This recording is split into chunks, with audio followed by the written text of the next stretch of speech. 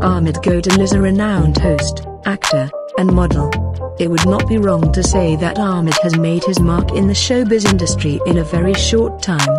And that's just the result of their hard work day and night.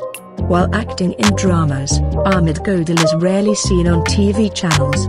They mostly do hosting programs, which is also the reason for their popularity.